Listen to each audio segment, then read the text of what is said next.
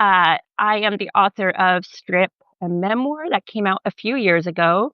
And I met Courtney through this for her podcast, Private Parts Unknown, which was really wonderful. You haven't checked it out, do.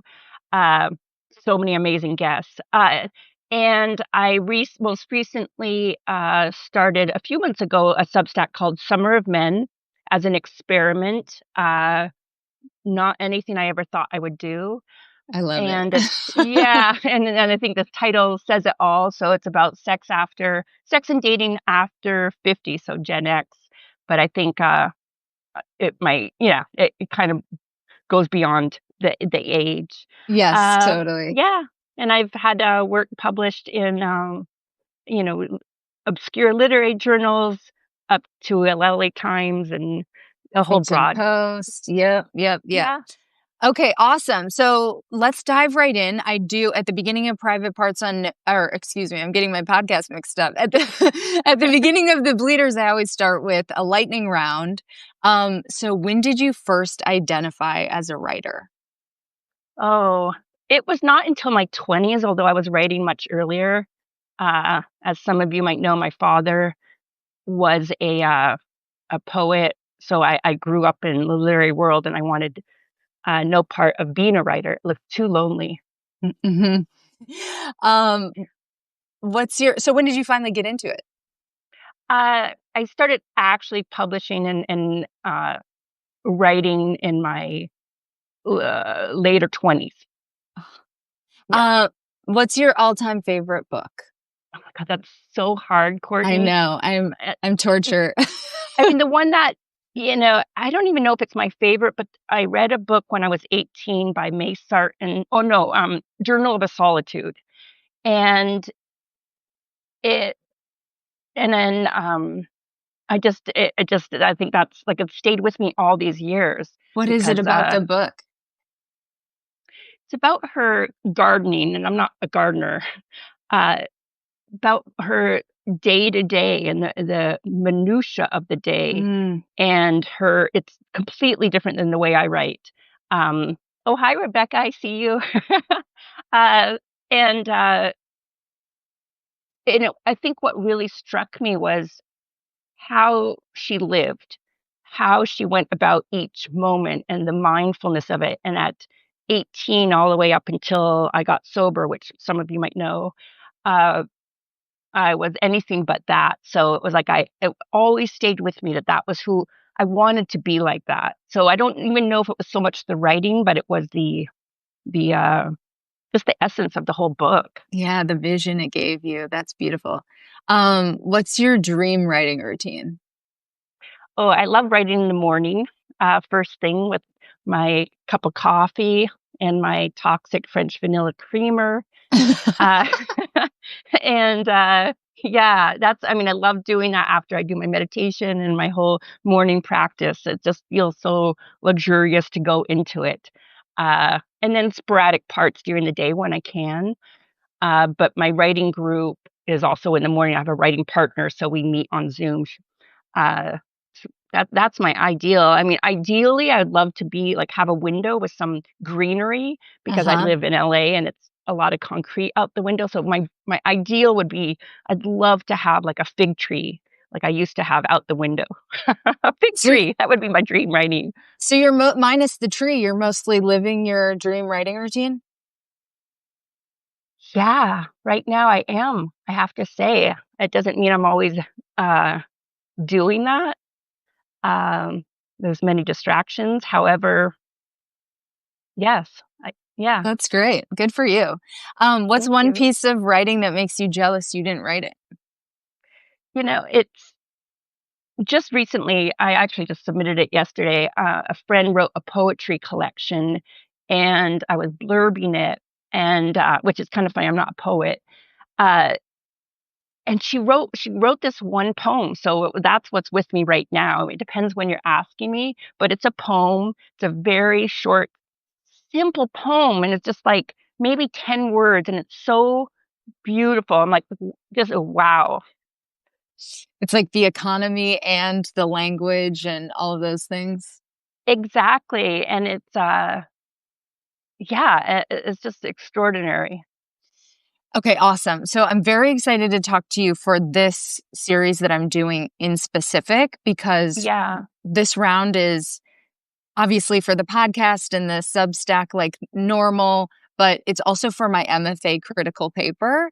Um, I, yeah, I'm diving into the publishing landscape and like all of the different technologically driven things at play, like how self-publishing has changed and evolved and become more viable and accepted, and the rise of Substack and newsletters and even yeah. AI and stuff. So we'll touch on those things. But obviously, we're going to be looking through your lens. I just want to Mhm. say, if there's anything you want to tell me off the record, just save it for the end. Sorry, folks at home. I don't know if Ha- things are off the record for me. Hannah You is know? very forthcoming, so I doubt that will even be an issue. Yeah, I doubt it. Although I was telling Courtney I have so many questions for her that it's hard not to. Yeah, but I'll Sure. refrain, and I will say that I actually forgot. But in college, and also at Antioch, I for one of my Oh, yeah. classes, I did the business of publishing. This was in the early 2000s or mid 2000s. So I remember, yeah, and I still have it today. The business of publishing, a whole big book Awesome. on it. Oh, yeah, I forgot you went to Antioch. Awesome. Okay, so give us, just to tee it up, give us the Cliff's Notes. Like, how long had you been working on Strip before you found a home, and how did it Yeah. ultimately find a home? For me, it was a very long process. It I didn't actually start sending it out until it took me about 5 years until I started. However, I found an agent that I was working with. I had submitted a piece to Erotic Review in the UK, and I didn't know that publisher an editor was an agent, and he asked if I had something. So in that process, I had that. To actually find a home took another 5 years, and there was a home with a small publisher that came right away. I chose not to go with them. The contract, fortunately, I did have my agent at that time. The contract wasn't uh, something that he thought we should go ahead with. Okay. It was a very long process, though, 5 years. So in total, the whole book, 10 years.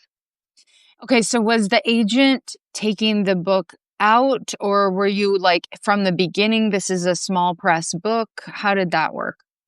He did think it was going to be a hard sell, but he so believed in it, and we were really pretty close because I was writing for that time at Erotic Review, and he's uh he saw like the early draft, the early drafts, and he's like, okay, this is he, anyway, I won't need to get into that. Yes, he did. I think part of it was, he said that it would be a hard sell because it was more uh I don't mean to, but like more too literary, really. Uh-huh, uh-huh. Even though the subject matter doesn't sound like it would be, it's kind of Mhm. how it's written. And when he started sending it out, it got positive feedback. However, being in the UK was a they're like, why would our readers, like even Penguin, Mhm. for those of you who don't know, it's a publisher. Uh, so he tried. He Okay. tried. And then were you hustling on your own, sending it out, submitting to contests, things like that? I didn't to contest, but I did start to. And then, yeah, I sent it out to a lot of small presses. Um, Yeah, tell us about that. Like, or did you just find a list online and then start ticking through them? Like, did you have a strategy behind it? well, one of the things I did, and I think it's really important, is when I was reading books or I'd go to the library or the bookstore, I would see what books, who was the publisher, Mhm. right? And a lot of the books that I liked actually happened to be my dream publisher was Counterpoint. Mhm. They've done a lot of yeah, now they're a bigger press. Uh, They're and like I in the Catapult family, right? Yeah. Yeah, they're yeah. Soft And Skull. Yeah. Yeah, so I had my eye on places, and I had met Dan, the publisher, at readings, because I was always going to readings of to support, as much as I could, and so I was definitely sending it out. I was very, very committed. Yeah, like maybe too much so. I got be obsessive about it. And then I stood back and I got another agent. It was a very long process. I got an agent in New York, uh, and then I did get an offer with the publisher that I ended up going with. Someone that really, at this point, I, I can say, I mean, I really took my time. For Hmm. anyone who's listening who hasn't, who does want to publish a book, the one thing for me, that was really important was to do the research. I called uh, at least six other authors that were with that press, and Oh, it took me. really?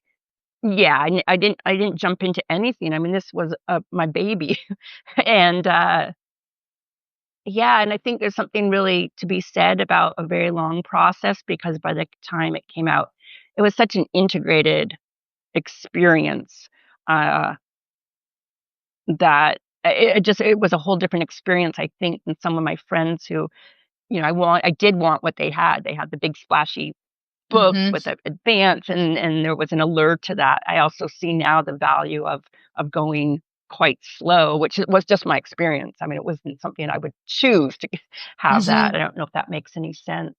Yeah, there are Um, some benefits to it for sure. And so but how it took me a year to make the decision with this small publisher. Oh, A wow. year. I know, it's a long time. I mean, yeah, I wasn't going to, because and this might lead to one of your other questions, but I really wanted a publisher that had a distributor, and this publisher, even though he had a good reputation in the Chicago literary scene, with the books that he was publishing, he didn't have a distributor. By the time I went with him, he did, and that was very important to me. Oh, that's great. Okay, so yeah, that was a big sway. Were there other things that made you feel like, okay, this is this is a good place? I I mean, I really, really believe in connecting with other authors to find what were the challenges and what were the positives. So I kind of went into it with my eyes open. Uh, there, uh, there were things that I hesitated on. The ultimate was I was done with trying to do the agent route. Mhm. Uh, After the I New didn't York, like it either.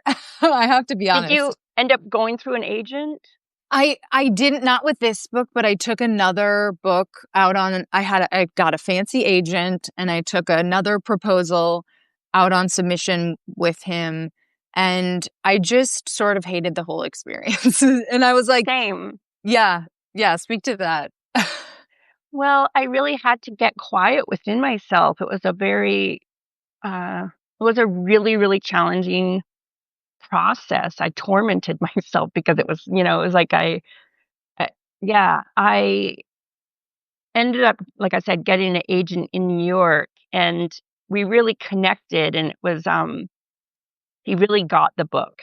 Mhm. And my proposal was fine with him, and my proposal wasn't strong. That wasn't my strength to put, like, even my great blurbs forward. Like, I just wasn't putting my best foot forward with what I had. Um, and he was about to shop it in a January of that year, and I had signed with him in November, and he had his agency for 45 years. I'm like, okay, this is a solid. Come January, his wife took a fall and he retired. And Oh. I had gone through so much of, between the two agents submitting the manuscript requests, and part of me does entertain what would it have been like, because at that point I knew I had a strong query, but I was also like, I was like, what do I want out of this? Mhm. And What did you want? I didn't want to invest any more time in the agent route.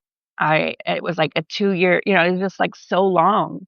And there was a cost to that. There's also a Mhm. cost to going the other route. So it just, Yeah. I mean, creatively, and I sort of feel like I'm kind of in the same camp with you. I'm curious because, you said your book is literary, and it is just like I had the pleasure, for those listening at home, I had the pleasure of reviewing Hannah's book, and right. it's beautifully written. Short. It's got some poetry in it too. And so, did you worry that maybe if you went with a big five, like they wouldn't like they might ruin that? Well, yeah. I mean, I did get some, I had conversations with agents, and that was a big thing. I mean, one of my dream agents, I mean, he was my dream because he published a couple authors whose books I loved. And I'm just like, this is a really good fit. And even one of Mhm. those authors said he would be a good fit for you, and I could see why. But he said editors are going to have trouble with your sentences, Mhm. period. So they clip along, and we need variety, which is a really big note. A really big note. That kind of means going in and changing my writing. Yeah. And like you said, there is a element of poetry in it. And for those of you who haven't read it, there's 75 chapters, which is a little unorthodox. Um, and Yeah. So yeah, okay. So the small press yeah, supported your artistic vision. You did your yes, research. You checked out like that they did have distribution by the time you got started. So what was the process like? Did you still have an agent at that point to negotiate your contract, or did you do it by yourself? no, I hired a lawyer to look at it. Okay. And did you feel like you got a fair contract?